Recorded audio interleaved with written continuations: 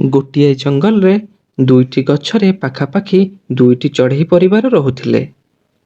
Mooney ଚଢ଼େଇ ନିଜ ପରିବାର ସହ ବହୁତ ଖୁସିରେ ଜୀବନ କାଟୁଥିଲା। ମୋନି ଚଢ଼େଇ ଆଉ ତା ସ୍ୱାମୀ ସବୁ କାମ ମିଳିମିଶି କରୁଥିଲେ। ଦୁହେଁ ଦୁହିଁଙ୍କୁ ସାହାଯ୍ୟ କରୁଥିଲେ।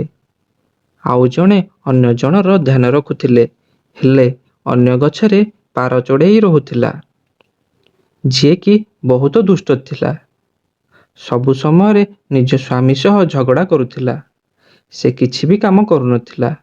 କିନ୍ତୁ ସନ୍ଧ୍ୟାରେ ସବୁଦିନ ତା ସ୍ୱାମୀ ଯେତେବେଳେ କାମ କରି ଥକି ଯାଇ ଘରକୁ ଫେରେ, ସେ କେବେ ହେଲେ ତା ସ୍ୱାମୀ ସହ ଭଲରେ ପ୍ୟାର ଭରା କଥା ହେଉନଥିଲା। ମୁଁ ତୁମକୁ ସକାଳେ କହିଥିଲି ବସାର ମରାମତି ପାଇଁ ଘାସ ଆଣିବା ପାଇଁ। ମୁଁ ସକାଳୁ ଯାଇଛି ଖାଦ୍ୟ ଖୋଜି କରି ଆଣିବା ପାଇଁ। ହେଲେ ତମେ ଦିନସାରା ଏଠାରେ ବସି ମୌଜ ମସ୍ତି କରୁଛ। ଏତିକି କାମ କରିପାରିଲ ନାହିଁ କି କିଛି ଘାସ ଆଣିପାରିଲ ନାହିଁ? ହଁ, ମୁଁ ସବୁ ସମୟରେ ଖାଲି ମୌଜ ମସ୍ତି କରୁଛି। ଆଉ ତୁମେ ଦିନସାରା କଣ କାମ କରୁଛ ମୁଁ ସବୁ ଜାଣିଛି। ତମେ ମୋ ପାଇଁ ଖାଦ୍ୟ ଆଣିକରି ମୋ ଉପରେ କିଛି ଦୟା କରୁନ। ସମସ୍ତଙ୍କ ସ୍ୱାମୀ ତ ଏହି କାମ କରୁଛନ୍ତି। ମୁଁ ଦୟା କରିବା କଥା କେତେବେଳେ କହିଲି? ମୁଁ ତ କହୁଥିଲି ତମେ ଟିକେ ମୋତେ କାମରେ ସାହାଯ୍ୟ କର ବୋଲି। ମୁଁ ଏକୁଟିଆ ଥକି ଯାଉଛି। ତମକୁ ଜଣାଅଛି ବର୍ଷା ଦିନ ଆସିଯିବ। ସବୁ ମା ପକ୍ଷୀ ନିଜ ନିଜର ବସାକୁ ମରାମତି କରି ସୁଦୃଢ଼ କରୁଛନ୍ତି। ତମକୁ ସେମାନଙ୍କ ଠାରୁ କିଛି ଶିଖିବା ଦରକାର। କିନ୍ତୁ ପାରୋ କିଛି ବି କଥା ଶୁଣିବାକୁ ରାଜି ନଥିଲା। ପାରୋ, ମୁଁ ଯାଉଛି ଜଙ୍ଗଲର ସେପଟକୁ। ସନ୍ଧ୍ୟାରେ ବିଳମ୍ବରେ ଆସିବି। ଯଦି ହୋଇପାରିବ ତମେ ମୋନି ସହ ଯାଇ କିଛି ଶୁଖିଲା ଘାସ ଆଣିବ। ତମେ ନିଜ କାମ କର, ମୋତେ ଭାଷଣ ଶୁଣାଇବା ଦରକାର ନାହିଁ। ତାପରେ ମୋନୁ ଚଢ଼େଇ ଖାଦ୍ୟ ଖୋଜିବାକୁ ବାହାରିଯାଏ। ପାରୋ, ଆମେ ଯାଉଛୁ ଶୁଖିଲା ଘାସ ଆଣିବା ପାଇଁ। ବର୍ଷା ଦିନ ଆସିଯିବ, କଣ ତମେ ଯିବ ନାହିଁ କି? ତମକୁ କିଏ କହିଲା ମୋତେ ଆସି ଡାକିବା ପାଇଁ? ଆଚ୍ଛା, ମୋ ସ୍ୱାମୀ ବୋଧେ କହିଛନ୍ତି। ସେ ତ ଗୋଟେ ପାଗଳ ଭଳିଆ, ସବୁବେଳେ ମୋ ପଛରେ ଖାଲି ପଡ଼ିଛନ୍ତି। ପାରୋ, ଟିକେ ଲଜ୍ଜା କର। ଆମ ସ୍ୱାମୀ ଦିନସାରା ଆମ ପାଇଁ ଖାଦ୍ୟ ଖୋଜୁଛନ୍ତି, ଆମକୁ ସବୁ ଖୁସି ଦେଉଛନ୍ତି। ହେଲେ ତମେ ଏମିତି କଣ କହୁଛ? ତମେ ଯାଇପାର, ବେକାରରେ ମୋ ମୁଣ୍ଡ ଖରାପ କର ନାହିଁ। ତାପରେ ମୋନି ଚଢ଼େଇ ସେଠାରୁ ଚାଲିଯାଏ। ପାରୋର ଦୋସ୍ତି କାଉର ପରିବାର ସହ ଭଲ ଥିଲା। ସେ ତାଙ୍କ ଘରକୁ ଯାଏ। ମୋ ଭାଗ୍ୟ ହିଁ ଖରାପ। ମୋ ସ୍ୱାମୀ ସବୁବେଳେ ମୋତେ କାମ କରିବାକୁ କହୁଛି। ଦେଖ ପାରୋ, ତମ ସ୍ୱାମୀର କଥା ତ ଠିକ୍। ତୁମମାନଙ୍କର ଜୀବନ ବଞ୍ଚିବା ପାଇଁ ତୁମର ଘର ଅଛି, ଦାୟିତ୍ୱ ବି ଅଛି। ତେଣୁ ତୁମକୁ ଧ୍ୟାନ ଦେବା ଦରକାର। ତୁମେ ବି ତ ଜାଣିଛ, ତୁମେ ଆଉ 2-3 ଦିନ ଭିତରେ ଅଣ୍ଡା ଦେବ। ଆଉ ପିଲାଙ୍କର ଏକୁଟିଆ ଭରଣ ପୋଷଣ କେମିତି କରିପାରିବ ଏମାନଙ୍କର ବାପା?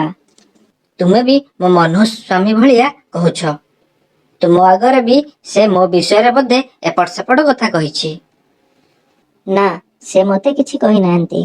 ମୁଁ ତ ସାଙ୍ଗ ଭାବିକି ତୁମ ପାଖକୁ ଆସିଥିଲି। ଏବେ ଆଉ ଆସିବିନି ଯଦି ତମେ ଏମିତି ଭାଷଣ ଶୁଣାଇବ।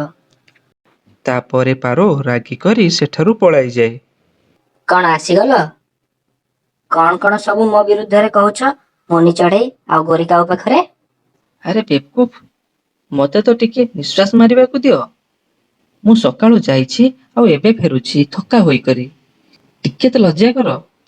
ତମେ ଶରମ କର, ମୁଁ କାହିଁକି ଶରମ କରିବି? ଲାଗୁଛି ଆଜି ପାରୋ ତା ସ୍ୱାମୀ ସହ ଝଗଡ଼ା କରୁଛି। ଏମିତି କେଉଁ ଦିନ ନାହିଁ ପାରୋ ତା ସ୍ୱାମୀ ସହ ଝଗଡ଼ା କରୁନାହିଁ ବୋଲି। ଯାଉଛି, ତାଙ୍କୁ ଟିକେ ବୁଝାଇ ଦେଇ ଆସୁଛି। ତାପରେ ମୋନି ପାରୋ ଚଢ଼େଇର ଘରକୁ ଆସେ। ମୁଁ ଯୁଆଡ଼େ ଯାଉଛି ତମେ ମୋତେ ସେଠାରେ ଅଳସୁଆ ବୋଲି ପ୍ରସିଦ୍ଧ କରାଇ ଦେଇଛ। ଆଜି ଏହା ନିଷ୍ପତ୍ତି ହୋଇକରି ରହିବ କି ଏହି ବସାରେ ତୁମେ ରହିବ ନା ମୁଁ? ଗୋଟେ ଦିନ ନିଜେ ଖାଦ୍ୟ ଖୋଜି କରି ଆଣିଲେ ତମକୁ ଠିକ୍ କଷ୍ଟ ଜଣାପଡ଼ିବ। ଆଉ ତାପରେ ଯାଇ ତମେ ସିଧା ଲାଇନକୁ ପଳାଇ ଆସିବ। ଆରେ, କାହିଁକି ଝଗଡ଼ା କରୁଛ?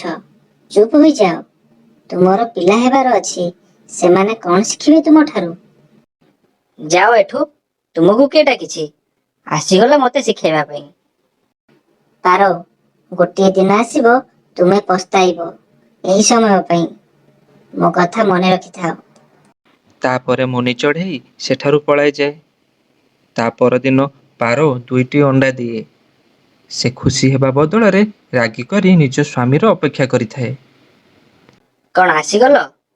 ଏମିତି ଭାବିବ ନାହିଁ ମୁଁ ପୁରା ରାତି ଆଉ ଦିନ ଅଣ୍ଡା ଉପରେ ବସିକି ରହିବି ବୋଲି। କଣ ତୁମେ ଅଣ୍ଡା ଦେଇଦେଲଣି?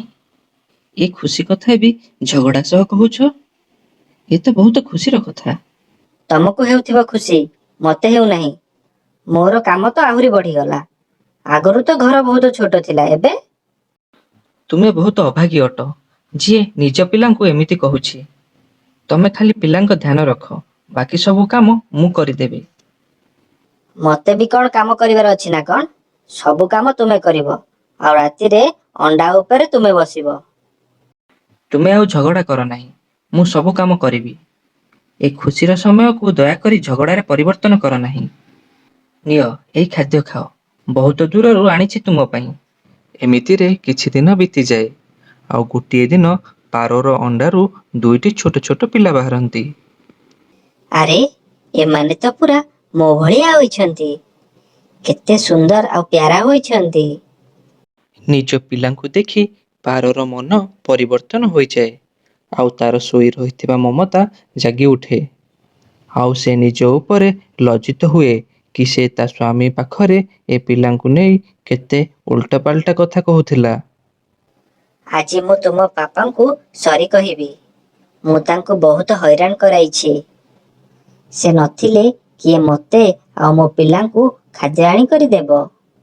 ସେ ଏମିତି କହୁଥିଲା କି ସେହି ସମୟରେ ପାରା ଆସି ପହଞ୍ଚେ ଆଉ କୁହେ, ପାରୋ, ତୁମ ପାଇଁ ଗୋଟେ ଖରାପ ସମାଚାର ଅଛି। କଣ ହୋଇଛି? କଣ ହୋଇଛି? କୁହ। ଆମେ ସମସ୍ତେ ଖାଦ୍ୟ ନେଇ ଫେରୁଥିଲୁ, ହେଲେ ତୁମ ସ୍ୱାମୀ ଉପରେ ଗୋଟିଏ ଶୁଖିଲା ଡାଳ ଗଛରୁ ଛିଣ୍ଡି ଖସି ପଡ଼ିଲା, ଆଉ ସେ ସେଠାରେ ହିଁ ମୃତ୍ୟୁବରଣ କଲା। ଏସବୁ କଥା ଶୁଣି ପାରର ମୁଣ୍ଡ ଚକ୍କର କାଟି ଯାଇଥିଲା। ସେ କାନ୍ଦିବାକୁ ଲାଗେ। ମୋତେ କ୍ଷମା କରିଦେବ।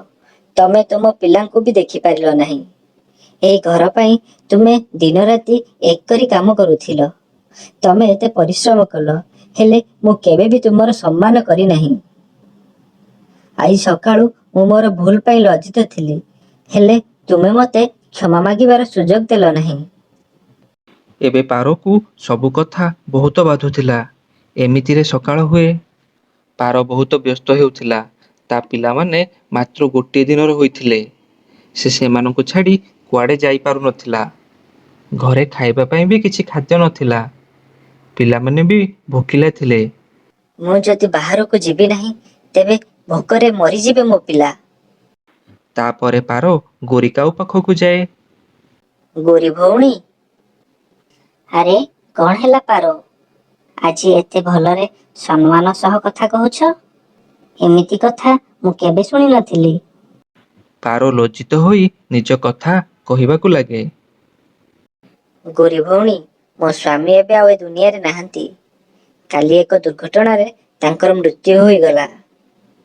ଏବେ ମୋ ଘରେ କିଛି ଖାଦ୍ୟ ନାହିଁ। ମୋ ପିଲା ଭୋକିଲା ଅଛନ୍ତି। କିଛି ଖାଦ୍ୟ ସାହାଯ୍ୟ କରିଥାଅ। ଆମେ ତୁମ ପଡ଼ୋଶୀ, ତୁମର ହକ୍ ଅଛି ଆମକୁ ମାଗିବାର। କିନ୍ତୁ ଯଦି ତୁମ ପିଲାଙ୍କ ଭୋକିଲା କଥା ନ ହୋଇଥାନ୍ତା, ତେବେ ତୁମକୁ କୌଣସି ବି ପକ୍ଷୀ କିଛି ବି ଖାଦ୍ୟ ସାହାଯ୍ୟ କରିନଥାନ୍ତେ। ହଉ, ଏ ଖାଦ୍ୟ ନେଇଯାଅ। ତାପରେ ପାରୋ ଖାଦ୍ୟ ନେଇକରି ଲଜ୍ଜିତ ହୋଇ ନିଜ ଘରକୁ ଫେରେ। ଏମିତିରେ ସନ୍ଧ୍ୟା ହୁଏ, ହେଲେ ଆଜି ପାରର କାହାକୁ ଅପେକ୍ଷା ନଥିଲା। ଆଜି ସନ୍ଧ୍ୟାରେ କେହି ତା ପାଇଁ ଖାଦ୍ୟ ନେଇକରି ଆସିବାର ନଥିଲା। ସେ ନିଜେ ନିଜକୁ ଗାଳି ଦେଇ ବହୁତ ଦୁଃଖିତ ହେଉଥାଏ। ଆମେ ମନୁର କଥା ଶୁଣି ବହୁତ ଦୁଃଖୀ। ମନି, ମୁଁ ବହୁତ ଲଜ୍ଜିତ। ମୁଁ କେବେ ବି ତାଙ୍କର ସାଥ ଦେଇନାହିଁ। ସବୁବେଳେ ତାଙ୍କୁ ଅସମ୍ମାନ କରିଛି। ଏବେ ମୋତେ ଜଣାପଡ଼ୁଛି ଗୋଟେ ଦିନ ବିତାଇବା କେତେ କଷ୍ଟସାଧ୍ୟ। ଏମାନଙ୍କର ବାପା ବହୁତ ଭଲ ଥିଲେ, ମୁଁ ହିଁ ବୁଝିପାରୁନଥିଲି। ପାରୋ, ଏବେ ସମୟ ହାତରୁ ପଳାଇଲାଣି। ଏବେ ଆଉ ପଶ୍ଚାତାପ କରିବାରେ କିଛି ଲାଭ ନାହିଁ। ଏବେ ନିଜ ପିଲାଙ୍କର ଧ୍ୟାନ ରଖ। ତାପରେ ମୁନି ସେଠାରୁ ପଳାଇଯାଏ। ଏବେ ପାରୋ ପରିସ୍ଥିତିର ସାମ୍ନା କରି ନେଇପାରେ, ହେଲେ ନିଜର ଅନ୍ତରାତ୍ମାର ସାମ୍ନା କେବେ ବି କରିପାରିବ ନାହିଁ। ଆମକୁ ଏହି କାହାଣୀରୁ ଏହା ଶିଖିବାକୁ ମିଳେ ଯେ ନିଜ ପରିବାରର ସବୁବେଳେ ସାଥ ଦିଅ, କାରଣ ଜୀବନରେ ଖୁସି ସେ ପର୍ଯ୍ୟନ୍ତ ଅଛି ଯେଉଁ ପର୍ଯ୍ୟନ୍ତ ତୁମର ପରିବାର ଅଛି। ଏ କାହାଣୀଟି ଆପଣଙ୍କୁ କିପରି ଲାଗିଲା କମେଣ୍ଟ କରି ନିଶ୍ଚିତ ଜଣାଇବେ।